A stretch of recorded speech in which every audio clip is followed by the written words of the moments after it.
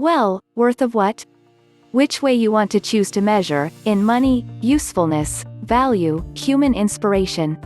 I would like to say philosophy is not necessary but important in philosophical sense. Obviously you do not need deep philosophy to make big money, and I believe philosophical complication only does harm to science compared with common sense. But human beings are special, that is why we are human beings, which is anti-entropy creature. Why would one like to climb mountain? For a utilitarian point of view, it only does harm no good, but we still do so. Of course we could explain it, like, mountain is just there, we are curious, it makes excited and creates pleasure. I would rather say, we are not computers which do things analytically, we simply do it. We do not do things because of reasons but simply explain our behavior with reasons, sometimes sound while sometimes not. We do things simply because of physical laws of nature. Some people are born to climb the mountain while some like to explore all kinds of wired thinking, just like me. So come back to the question, though philosophy has little direct utilitarian use, it is the most important subject by definition.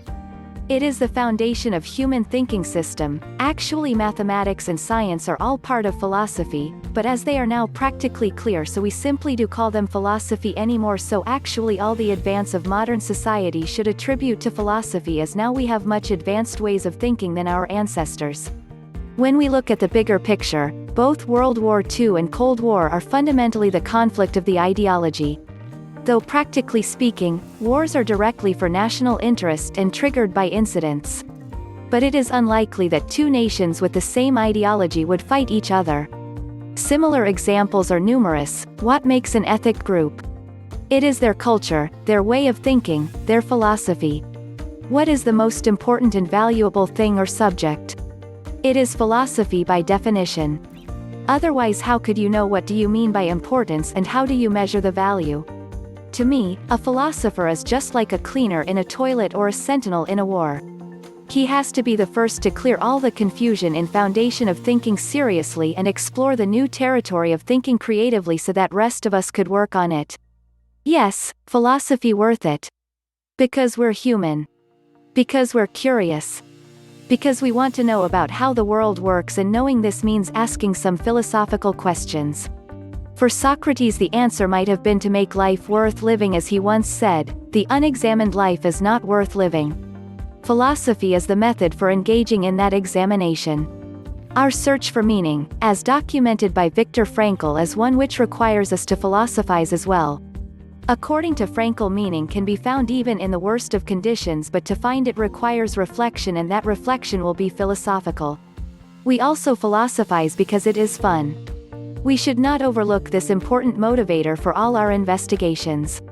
As Richard Feynman put it, we learn for the pleasure of finding things out.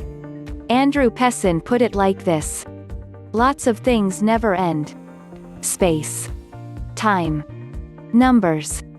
The questions little kids ask. And philosophy. You try to convince somebody of something, even yourself, by offering reasons to believe the thing. But then your belief is only as valid as your reasons are, so you offer reasons to accept your reasons. But then those reasons need further reasons and you're off. As a result, it often seems that there aren't any answers to philosophical questions, there are just more arguments, more objections, more replies. And so it may easily seem that it's not worth even getting started. Why bother? You'll never finish.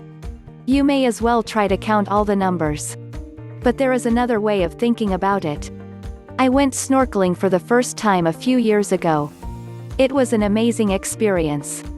There was a whole world under that water to which I'd been oblivious my entire life. This wood was populated with countless amazing creatures with all sorts of complex relationships to each other in that tangled ecosystemic way. Indeed, every single thing was connected to every other thing.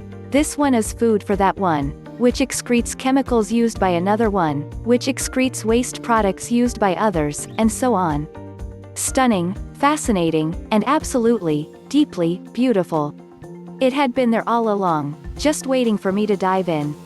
If you were now to tell me that that ocean goes on forever filled with even more amazing creatures in more amazing relationships, I wouldn't say, well, then why bother entering?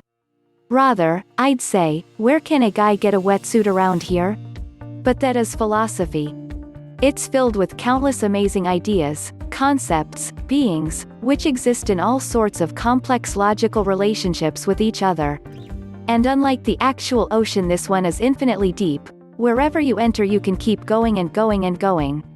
What you should be thinking, then, is not, why enter?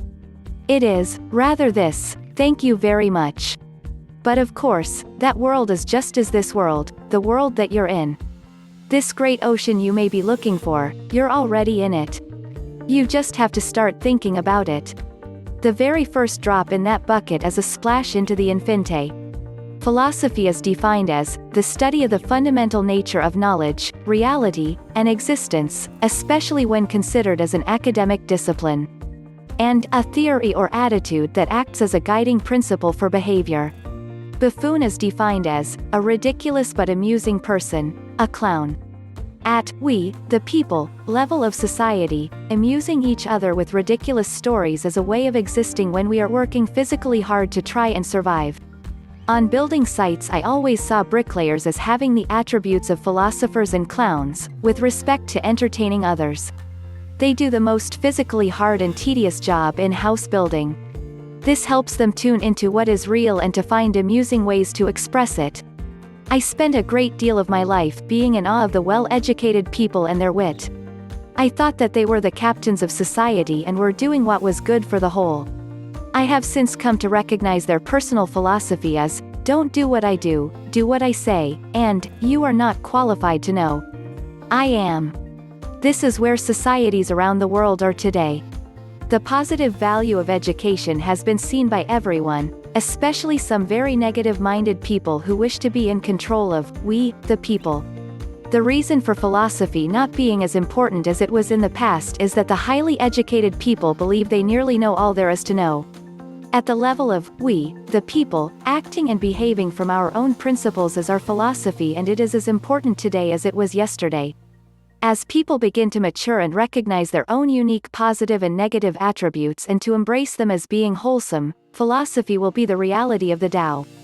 Add great compassion to this reality and mature human beings begin to emerge who love the differences of culture, color, race, shape and size. As we become authentic human beings, we will also begin to understand the solar system so as to become galactic citizens.